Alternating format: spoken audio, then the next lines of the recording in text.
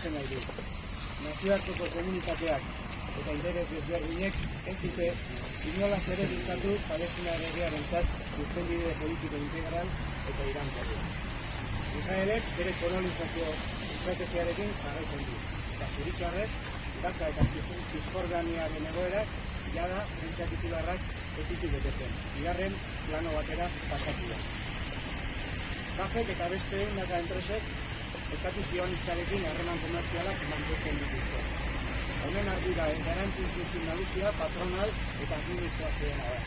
Langileok ordea badugu zer egin, harreman komertzial hori ez normalizatzen, eta herri palestinarrari gure eskastasuna helarazten.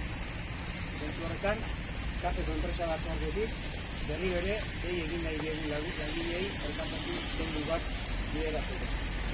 Oraingo honetan, Salam Gaza erakundearekin batera hirubilketa bat abiatuko dugu Gazara zuzenean gure langarria bideratzeko.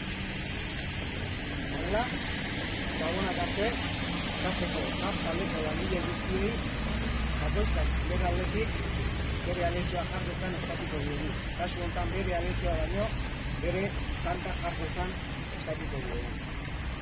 Zein honekin, ekintza humanitario praktiko bat egitetik haratago, Gazek inguratzen duen erreferentzialtasun eta mediatizmotik Palestinaren errealitatea mahai gainean mantendu nahi dugu.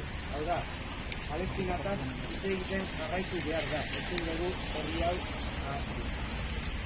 Ekimen hau, Gaz taldeko hainbat enpresek enpresa komitek bideratuko dugu.